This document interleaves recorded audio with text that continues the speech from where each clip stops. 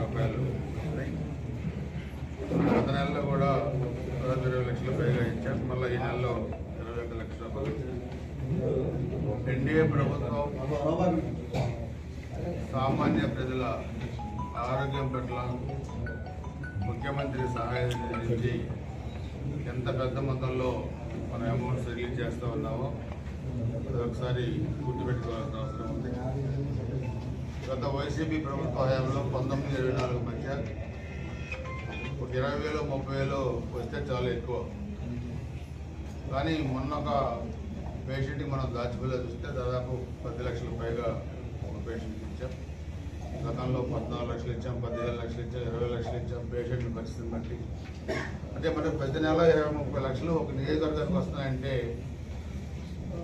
175 నియోజకవర్గాల్లో ఎంత పెద్ద మొత్తం ఆరోగ్యం పట్ల ఈ ప్రభుత్వం మరి అమౌంట్ వెచ్చిస్తూ ఉందో మనకు అర్థమవుతూ ఉంది. సో ఇచ్చిన హామీలు నెరవేర్చడంలో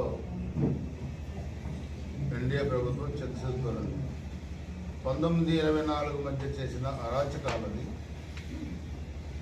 ఆర్థిక విధ్వంసాన్ని దాన్ని అరికట్టి కనీసం గుంతలో పొట్టలేని దుర్భర పరిస్థితి నుంచి ఈరోజు బ్రహ్మాండమైన రోడ్లు వేసి కాలువలు రిపేర్లు చేయలేని పరిస్థితి నుంచి, హాస్పిటల్స్లో మందులు లేని పరిస్థితి నుంచి, 130,000 కోట్ల కాంట్రాక్టులు బిల్లులు చెల్లాల్సిన పరిస్థితుల నుంచి, 1వ తారీఖు జీతాలు ఇవ్వలేని పరిస్థితి నుంచి, పెన్షన్లు ఇవ్వలేని పరిస్థితి నుంచి, డ్వాక్రా మహిళలు దాచిపెట్టుకున్న డబ్బులు కూడా వాడుకునే పరిస్థితి నుంచి, ప్రావిడెంట్ ఫండ్ వాడుకునే పరిస్థితి నుంచి ఈరోజు రాష్ట్రాన్ని ఎన్డీఏ ప్రభుత్వం మరి కేంద్ర ప్రభుత్వ సహకారంతో అన్నీ కూడా 1 by 1 చేసుకుంటూ వస్తూ ఉంది.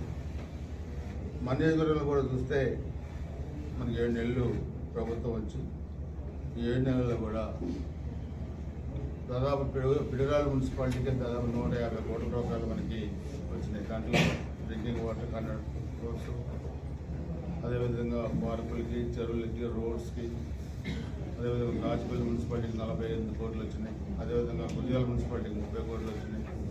కన్నార్ చేసిన ఇవన్నీ కూడా మనకు వస్తామని R&B కానీ పంచాయతీరాజ్ కానీ ఇవన్నీ కూడా నిధులు కూడా వస్తున్నాయి. మన కెనాల్ రిపేర్స్ కూడా ఒక రోజుతో చేసాం. మరలా బార్ కోడలతో అవి కూడా కూడా పెట్టాం. సో ఇవన్నీ కూడా హౌసింగ్ కూడా చూస్తే మన హౌసింగ్ కూడా ఈ బడ్జెట్లో ఇస్తూ ఉన్నారు. సో సూపర్ 6 పథకాలు కానీ ఇవన్నీ కూడా మనం చెప్పినవన్నీ కూడా ఇప్పుడు అమలు అవుతా ఉన్నాయి.